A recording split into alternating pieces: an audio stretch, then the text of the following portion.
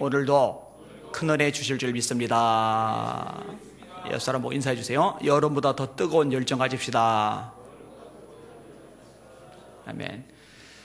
그 찬송가 중에 마귀들과 싸울지라 죄악 벗은 형제여 담대하게 싸울지라 저기 악한 적병과 찬양하는데, 마귀들이라고 하는 건 사실은 맞지는 않아요.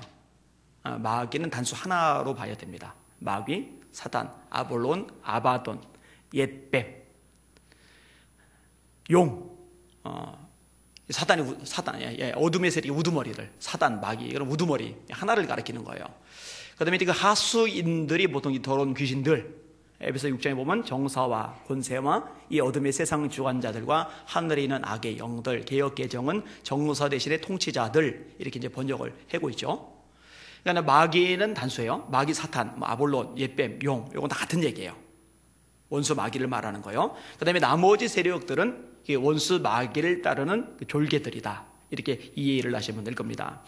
아무튼 이 흑암의 세력들이 주로 하는 일이 있어요. 우선은요, 믿지 않는 사람들이 계속 믿지 못하게 하는 것. 고린도 후서 4장이죠. 2절에 이 세상 신이 믿지 아니하는 자들의 마음을 혼미하게 하여 그리스도의 영광의 복음의 광채가 비치지 못하게 함이니. 예수님의 영광의 광채가 비춰야 내가 죄인이구나, 이 죄 때문에 심판받아 마땅하구나, 이걸 알아요. 이 영광의 광채가 비춰야 심판받아 마땅한 내가 구원받을 유일한 길은 예수님을 믿는 것밖에 없구나, 예수님의 피로 죄산 받는 것 외에 구원의 길이구나, 이걸 알게 되는 거예요. 근데 이거를 못 보도록 가리는 역할을 하는 거예요. 믿지 못하게 하는 거예요. 예수님이 이제 비유를 말씀하시는데, 어떤 집에 가서 이제 물건을 훔쳐와야 되는데, 집주인이 이 강도보다 더 힘이 세면은 못 훔쳐와요. 근데 이 집주인이 제압을 당하면은, 결박을 당하면은 훔쳐올 수가 있어요. 그래서 훔치는 도둑은 오히려 우리들을 염두에 둔다고 생각하시면 돼요. 그리고 우리가 훔쳐와야 될 보석은 영혼들이에요. 그 영혼들을 훔쳐가지 못하게 막는 집주인은 마귀예요. 근데 우리가 그냥 들어갔다가 이 마귀가 우리보다 세면은 두들겨 맞잖아요. 이걸 제압을 해요. 결박을 해야 돼요. 이 결박하고 제압하는 능력을 가진 분이 성령이십니다. 할렐루야. 이런 식으로 이제 믿지 못하게 회방하는 역할, 이게 마귀, 그 다음에 그 졸개들이 주요 역할이에요. 또 하나의 주요 역할이 뭐냐면요, 이미 예수 믿어 구원받은 사람을 실족하게 하는 것, 하나님을 떠나게 하는 것, 믿음에서 벗어나게 하는 것, 이게 사단의 역할입니다. 근신하라, 깨어라, 너희 대적 마귀가 우는 사자같이 두루다니며 삼킬 자를 찾나니 너희는 믿음에 굳게 서서 저를 대적하라. 사실 신앙생활이요, 이 사단의 존재가 없다면요 편해요. 어려움도 없어요. 시험 들 것도 없고요, 상처받는 것도 없어요. 근데 마귀가 사람을 통해서, 환경을 통해서, 사건을 통해서, 감정을 통해서, 문제를 통해서 우리를 뒤흔들어요. 뒤흔드는 이유는 뭐냐? 쓰러뜨리려고. 그래서 이것도 이제 막아내야 돼, 믿는 사람들이요. 그래서 믿음의 방패를 가지고 악한 자의 모든 불화살을 소멸하고 성령의 검, 곧 하나님의 말씀을 가지라 라고 말씀하고 계시는 거죠. 이런 믿음의 방패로 무장하시기를 주님의 이름으로 축원합니다.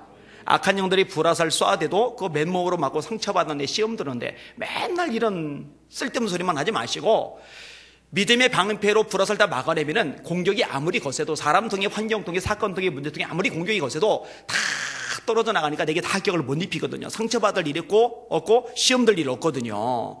이기시길 바랍니다. 영향을 받으면 안 되는 거예요. 제 때가 얼마 남지 않은 줄 알고 분을 내어 내려갔다. 이것은 성경에 나오는 표현입니다. 그리고 예수님께서 저와 여러분에게 원하시는 것이 있다면 예수님이 하신 것처럼 이 귀신, 이 흑암의 세력들을 쫓아내는 삶을 살기를 원하신다는 것, 이것도 여러분들이 잊으시면 안 됩니다.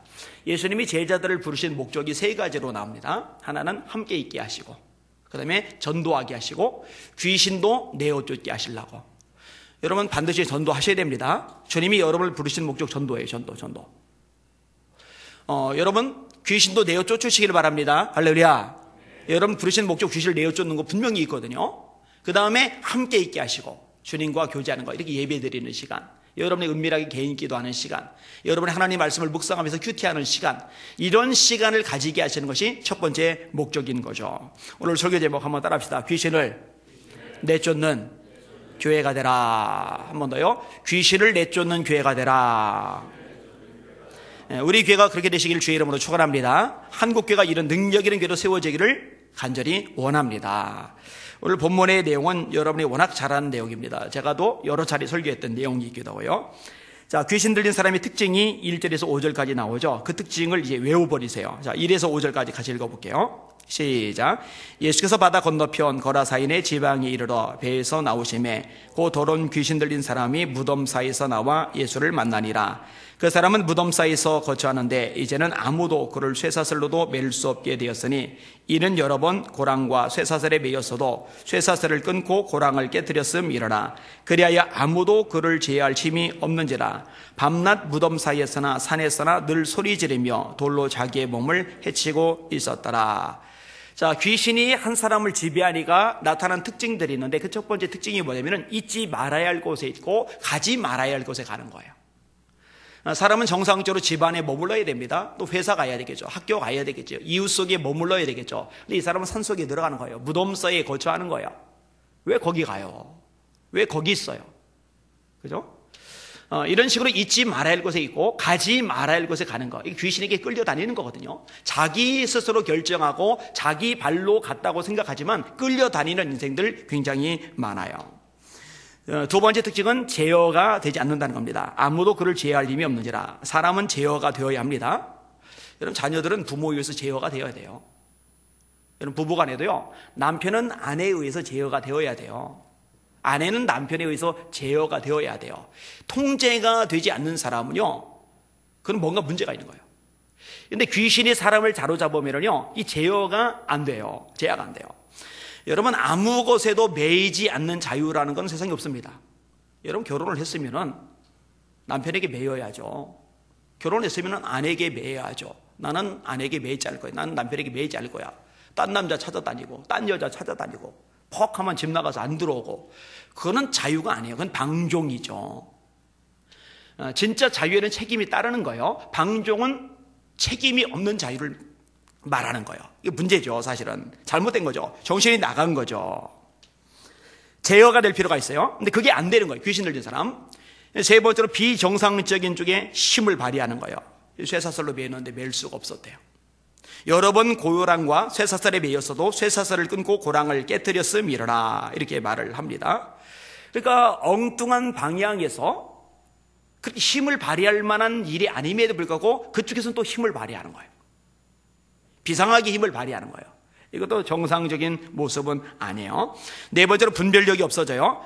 밤낮 무덤 사이에서나 산에서나 늘 소리 지르며. 사람이 소리를 지를 때도 있어요. 그죠? 근데 아무 때나 소리 지르면 안 돼요. 늘 소리 지르면 안 돼요.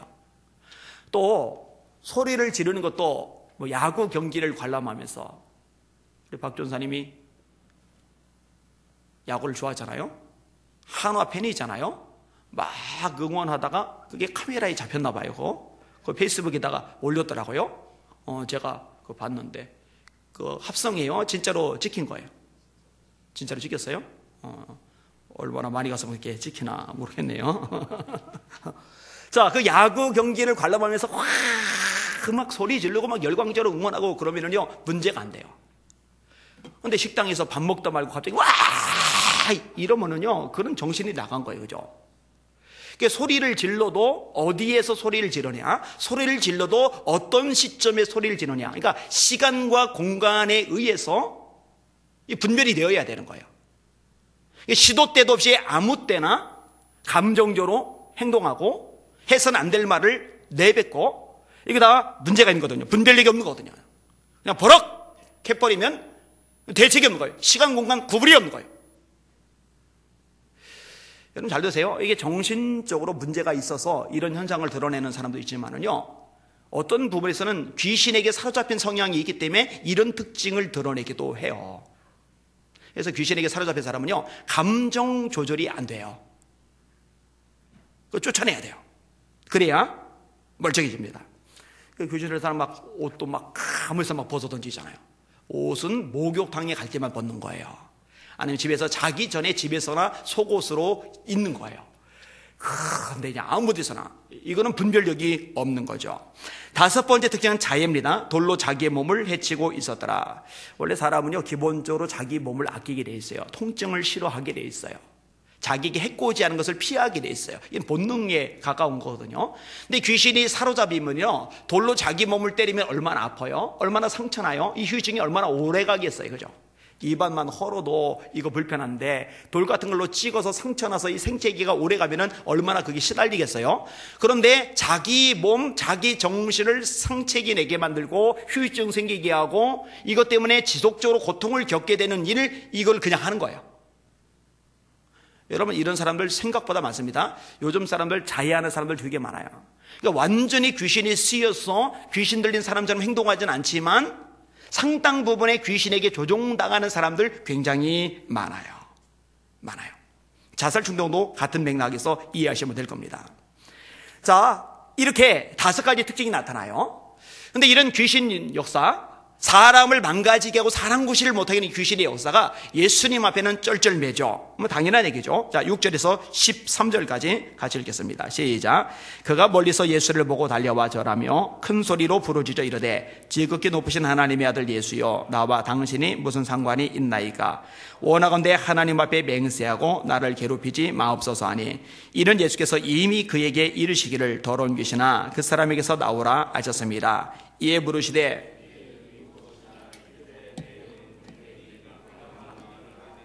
자기를 그 지방에서 내보내지 마시기를 간구하더니 마침 거기 돼지의 큰 떼가 산에서 삼겹에서 먹고 있는지라.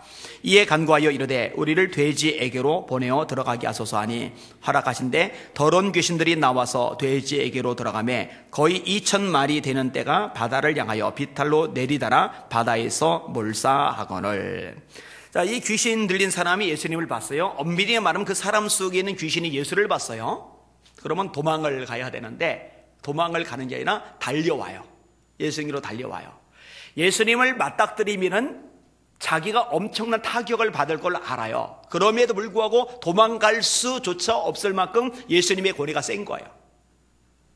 여러분, 도망도요, 어느 정도 상대방이 강할 때나 가능하죠. 압도적으로 강하면은요, 도망갈 엄두도 못 내는 거예요. 이 귀신 들린 사람이 예수에게 달려오는 거예요. 그리고 엎드리는 거예요. 절하는 거예요. 원하지 않는데 그렇게 할 수밖에 없는 거예요. 예수님 앞에 당연히 엎드리는 게 정상이죠.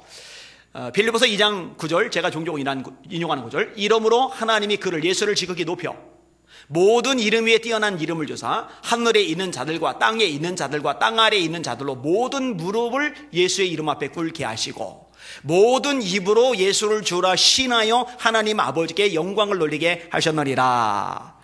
여러분, 하늘에 있는 존재를 예수님 앞에 무릎 꿇는 거 믿으시길 바랍니다. 땅에 있는 모든 존재도 예수님 앞에 무릎 꿇는 거 믿으시길 바랍니다. 흥함의 세력들도 예수 이름 앞에 무릎 꿇는 거 믿으시길 바랍니다. 오늘 본문에 이 귀신 들린 사람도 마찬가지인 거예요. 달려오는 거예요. 엎드려 절하는 거예요. 예수님 앞에는 꼿꼿하게 서 있을 수가 없어요. 무릎을 꿇어야만 해요. 그리고 간청하는 거예요. 이렇게 부르짖습니다. 지극히 높으신 하나님의 아들 예수여. 이 표현은요, 성경에서 굉장히 중요한 표현입니다. 따라합시다. 하나님의 아들. 하나님의 아들. 예수님이 제자들을 많이 책망하세요. 너희가 아직까지도 깨닫지 못하느냐. 이런 표현은 많이 나와요. 너희가 1시간도 깨어서 기도할 수 없더냐. 이런 책망 많이 나와요. 너는 나를 넘어지게 하는 자로다. 이런 책망도 나와요. 근데 예수님이요, 아주 주체하지 못할 만큼 엄청난 기쁨 속에 제자들을 칭찬하시는 장면이 나와요. 엄밀히 말하면 베드로를 칭찬하는 거죠. 바요나 시모나 복이 있도다. 이것을 알게 하니는 혈육이 아니요 하늘에 계신 내 아버지시리라. 내가 이 반석 위에 교회를 세우리니 음부의 권세가 이기지 못하리라. 베드로가 어떤 말을 했을 때 예수님이 이렇게 기뻐하시고 칭찬을 하셨어요? 고백이죠. 주는 그리스도시요 살아계신 하나님의 아들입니다. 예수님이 하나님의 아들이라는 고백, 이거는 굉장히 중요한 고백이에요. 백부장이 예수님의 사형을 집행을 합니다. 근데 예수님이 운명하실 때요, 원망하지 않아요. 원망하실 때 이를 갈지 않아요. 예수님이 운명하실 때요, 그곳에서 짜증내고 아프다고 막 인상 찌푸리고 그러질 않아요. 오히려 못 박는 무리를 향해서 아버지여 저들의 죄를 사하여 주옵소서, 저들은 자기들이 하는 것을 알지 못합니다. 이런 대속의 기도를 누리세요. 이 엄청난 운명의 장면을 목격하고 운명 이후에 막 지진이 일어나고 기상이변이 일어난 것을 목격하고 그 입에서 외마디처럼 고백이 나옵니다. 그는 진실로 하나님의 아들이었도다.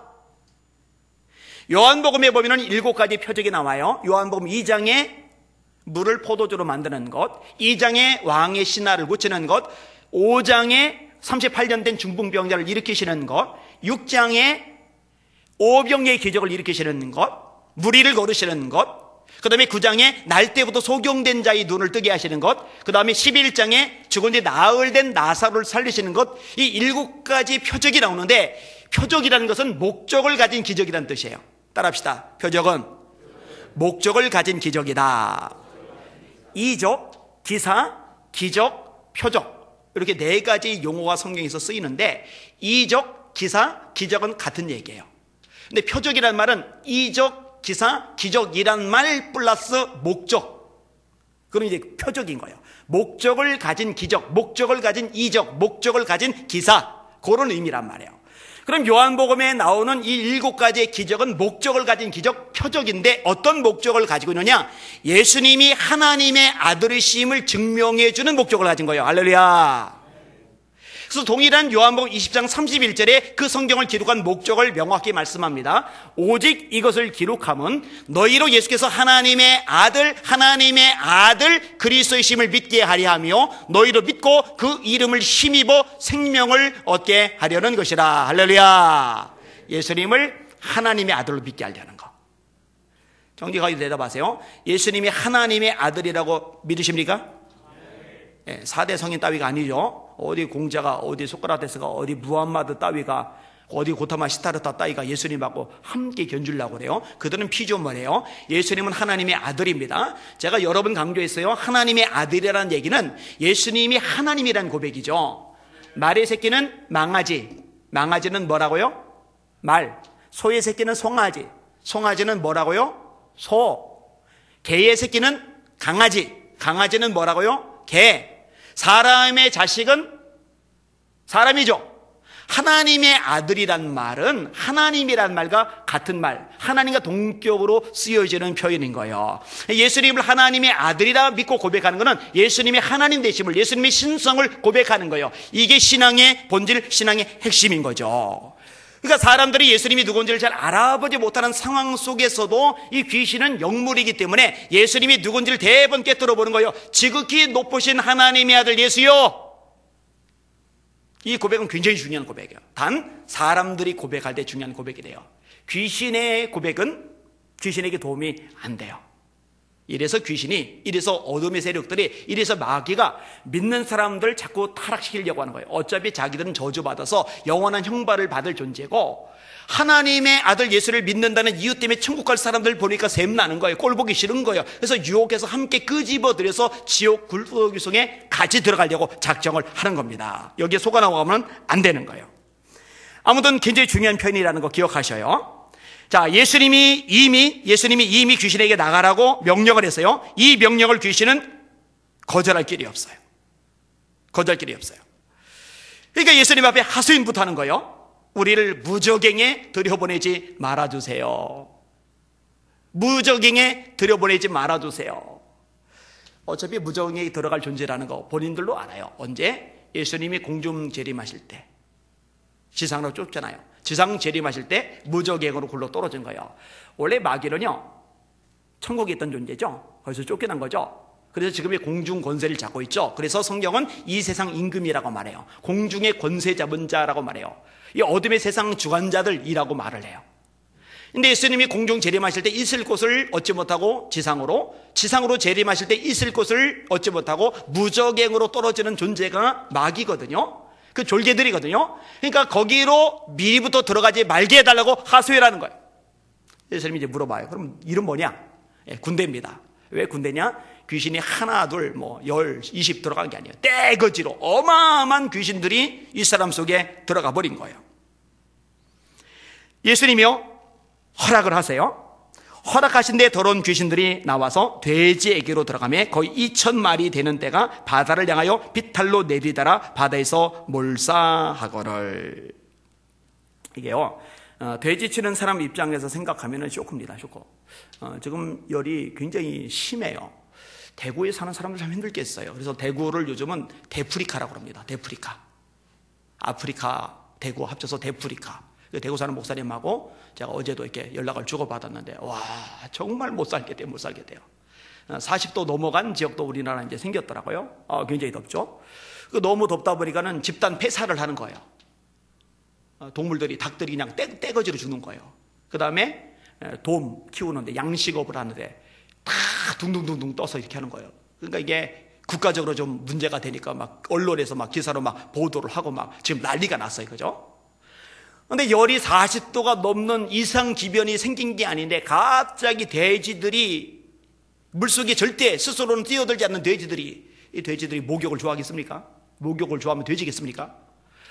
아무튼 이 돼지들이 2,000마리 된 돼지들이 막 스스로 달려가더니 호수 속에 빠져들더니 그냥 다 떼죽음을 당한 거예요. 이게 요즘 같은 이 페이스북, 트위터 같은 거 있었으면요 벌써 막 일파만파 퍼졌을 거예요. 쇼크를 받는 거예요. 제가 계산해 봤잖아요. 돼지 한 마리당 20만 원 따지니까 4억이더라고요. 30만 원씩 따지니까요 6억이더라고요. 이거는요 뭐 어마어마한 재산적인 피해를 입었어요. 일단 인간적으로는 어마어마한 손해입니다. 자, 그런데요 인간적으로 어마어마한 손해지만 이것이 사실은 더 큰 축복의 계기로 작용할 수 있는데, 이 거라사 지역 사람들이요 그 어마어마한 계기를, 큰 손해를 보던 것 거기에 압도된 나머지 스스로 발로 차버려요. 그게 14에서 17절까지 말씀이죠. 같이 읽겠습니다. 시작.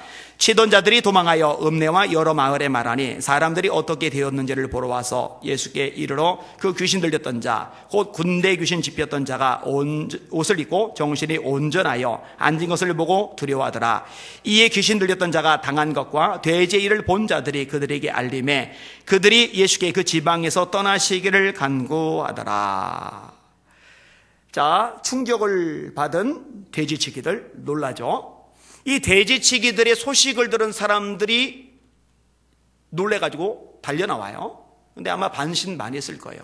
2,000마리 되는 그 어마어마한 돼지떼. 여러분 생각을 해봐요. 사람이 2,000명이 서 있다. 굉장히 많죠. 근데 돼지는 이렇게 못 서 있어요. 돼지는 이렇게 있어야 돼요. 이런 상태로 2,000마리면은요 사람이 2,000명 서 있는 것보다 이 면적을 몇 배를 더 차지할 겁니다. 그러니까 그야말로 2,000마리면 장관이에요. 어마어마한 거예요. 그 모든 돼지떼가 한꺼번에 비탈로 죽으라고 달려 내려가더니 호수에 몰살을 해버렸다. 이런 얘기를 들으면은 여러분 같으면 금방 믿어지겠어요? 뭔 소리야? 이상한 소리 하고 있어. 어쨌든 가보자 하고 가봤는데 진짜로 돼지가 언덕에는 하나도 없고 물에 동동동동동동 떠있는 죽어있는 돼지들만 잔뜩 보이는 거예요. 막. 얼마나 놀라겠어요. 놀릴 수밖에 없죠. 게다가 이보다 더 놀라운 장면은 그 동네에서 유명한 귀신 들린 사람, 쇠사슬로 끊어버리는, 고랑도 끊어버리는, 돌로 자기 몸을 상하는, 사람들이 겁이 나서 그 근처는 가지도 못하는 이 귀신 들렸던 사람이 멀쩡하게 옷을 입고 얌전하게 앉아 있는 거예요. 예수님 옆에. 얼마나 놀라요. 놀랄 만한 일이죠. 여러분, 이 귀신을 쫓아내는 장면이요 예수님이 공생에 시작하시면서 명확하게 드러나지 그 이전에는 사실 안 나타나요. 그래서 마가복음 1장에 보면요 예수님이 가버나움 회당에 들어가시잖아요. 말씀을 가르치세요. 이사야 말씀을 읽고 이 말씀이 오늘날 너희 귀에 응하였느니라 라고 선포를 하세요. 그리고 마침 거기에 귀신 들린 사람 하나를 발견하는데 예수님이 그 귀신 들린 사람의 귀신을 쫓아내니까 사람들의 반응이 뭔지 아세요? 예수께서 꾸짖어 이르시되 잠잠하고 그 사람에게서 나오라 하시니 더러운 귀신이 그 사람에게 경련을 일으키고 큰 소리를 지르며 나오는지라. 다 놀라 서로 물어 이르되 너 이는 어찌미냐 권위 있는 새 교리로다 더러운 귀신들에게 명한즉 순종하는도다 하더라. 그 이전까지 귀신들에게 명령해서 귀신들이 꼼짝 못하고 순종해서 나가는 것을 본 적이 없던 사람들 눈에 예수님이 귀신을 명령하고 귀신을 순종하는 이 모습은요 쇼크 자체거든요. 다 놀라. 이 소문이 일파만파 퍼져나가거든요. 그러니까 병자를 고친 것 때문에도 소문이 번지지만 귀신을 내쫓은 것 때문에도 소문이 번져나가거든요. 근데 예수님은 주로 유대 지역에서 활약을 하셨고 지금 이 거라사 지역은 이방 지역이에요. 이 이방 지역에 사는 사람들은 유대 지역에 사는 사람들처럼 예수님 귀신 쫓아낸다는 소식을 잘 듣지 못하던 사람이기 때문에 그 광경을 자신들의 눈으로 직접 보고 나서 충격을 받는 거예요. 게다가 재산적인 손해도 어마어마하게 받잖아요. 이것 때문에도 마음이 안 좋은 거예요. 그렇지만 대체 이분이 누굴까? 어떤 분위기에 강력한 귀신이 들려서 통제가 되지 않던 저 사람을 멀쩡하게 만들었을까? 저번에 좀 알아봐야 되겠다. 저분이 하시는 말씀 좀 들어봐야 되겠다. 이걸 먼저 생각할 만도 한데 왜 이 거라사 지역의 사람들은 예수님 보고 이 지역에서 떠나주세요, 왜 떠나기만 간청했을까? 이 결론은 이렇게밖에 안 나요. 이들은 물질적인 쪽에만 관심이 많고 영적인 곳에는 관심이 별로 없구나. 물질적으로 손해본 곳에만 집중을 하고 있고 영적으로 어마어마한 유익과 축복을 받을 기회를 잡지를 못하는구나. 참 안타깝다, 이런 생각이 되는 거예요. 근데 예수님이 떠나시기 직전에 귀신을 삶이 같이 있고 싶은 거예요. 어마어마한 일을 경험했으니까. 근데 예수님이 허락하지 않고 사명을 주세요. 자, 마지막 18, 19, 20절 읽겠습니다. 시작. 예수께서 배에 오르실 때에 귀신 들렸던 사람이 함께 있기를 간구하였으나 허락하지 아니하시고 그에게 이르시되 집으로 돌아가 주께서 네게 어떻게 큰 일을 행하사 너를 불쌍히 여기신 것을 네 가족에게 알리라 하시니 내가 본래 전파하니 모든 사람이 놀랍게 여기더라. 동네 사람들이 떠나달라고 부탁을 하니까 어떡해요? 거기에 뭐 버티고 있을 방법이 없잖아요. 하는 수 없이 배를 타고 떠나요. 떠나려고 하는데 이 귀신 들렸다고 고침받은 사람이 같이 있도록 해달라고 요청을 하는 거예요. 근데 예수님이 허락하지 않으세요. 여러분, 마가복음 10장에 보면은요, 예수님이 바디메오의 눈을 뜨게 하세요. 그 다음에 바디메오가 어떤 행동을 보느냐? 길에서 예수를 쫓으니라. 길에서 예수를 쫓으니라. 예수님과 함께 있는 거예요. 쫓아다니는 거예요. 근데 예수님이 허락해요. 떠나가라고 말씀하잖아요. 그럼 오늘 본문의 이 사람에게는 왜 허락을 안 했을까? 그게요, 예수님의 공생의 기간과 부활 이후의 예수님의 삶의 여정이 차이가 좀 있어요. 여러분, 예수님의 공생의 기간은요, 이 거라사 같은 곳에 가신 것은 아주 특이한 케이스예요. 그 다음에 두로의 여인, 스로보닉의 여인, 이 스로보닉의 여인을 고쳐줄 때도 예수님 동일한 말씀하세요. 자녀의 떡을 취하여 개들에게 던짐이 마땅치 아니하니라. 이방 여인이거든요. 예수님의 사역은요, 이 두 가지 케이스, 거라사 지역, 그 다음에 이 스로보닉의 여인, 이 두 가지 경우를 제외하고요, 100% 모든 사역이 유대인들에게만 집중이 되어 있어요. 그리고 또 하나, 예수님이 제자들을 보내실 때도요, 이방인들에게 가지 말라고 하세요. 유대인의 잃어버린 양들에게로만 가라. 이게 딱 제한을 두세요. 제가 그 내용을 조금 읽어드릴게요. 마태복음 10장입니다. 12사도의 이름을 이러하니 베드로라는 시몬을 비롯하여 그의 형제 안드레와 세베대의 아들 야고보와 그의 형제 요한, 빌립과 바돌로메, 도마와 세리마테, 알페오의 아들 야고보와 다데오, 가나안인 시몬 및 가룟 유다 곧 예수를 판 자라. 예수께서 이 12를 내보내시며 명하여 이르시되 이방인의 길로도 가지 말고 사마리아인의 고을에도 들어가지 말고 오히려 이스라엘 집에 잃어버린 양에게로 가라. 그러니까 거라사의 광인과 여리고의 바디메오, 예수님이 사람을 차별하고 구분을 하시는 게 아니라 예수님의 사역의 특징인 거예요. 공생의 기간은 유대인들에게로 제약이 되셨다는 거.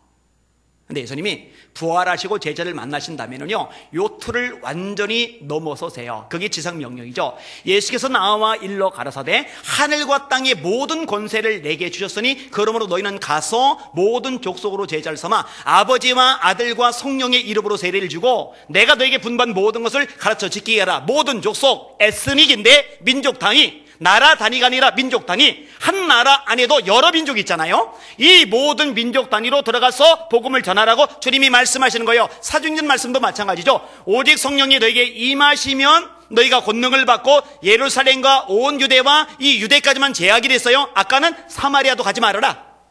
이방인의 일을 가지 말아라. 그런데 유대와 사마리아와 땅끝까지 이르러 내 증인이 되리라 하시리라. 완전히 내용이 바뀌어요.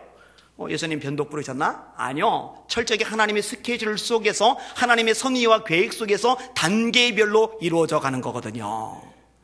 그렇게 이해를 하시면은 왜 나머지 사람들은 예수님을 따라가는 걸 허용하시는데 이 거라사 사람은 허용하지 않았느냐?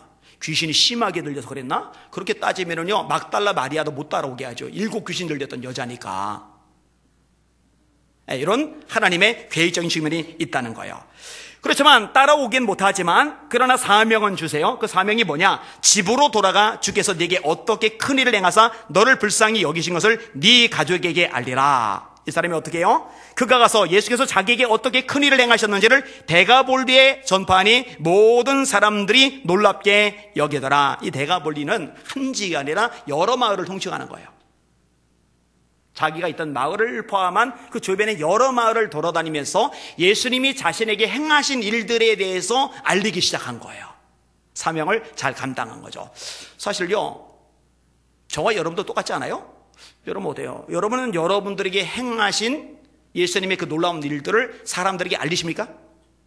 여러분들 죄에서 구원해내시고 절망과 사망, 심판에서 건져내시고 하나님의 아들과 딸이 되게 하시고 하나님의 종으로서 영원한 천국을 소유한 사람으로 살아가게 하셨는데, 이 놀라운 일을 행하셨는데, 이렇게 행하신 예수 그리스도에 대해서 여러분 전하십니까? 자랑하십니까? 전하시고 자랑하실 수 있기를 주님의 이름으로 축원합니다. 지난 주일에 서울 남지방 남전도의 연합부흥회를 했어요.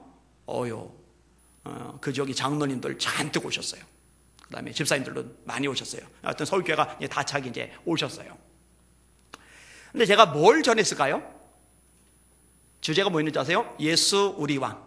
예수 우리 왕.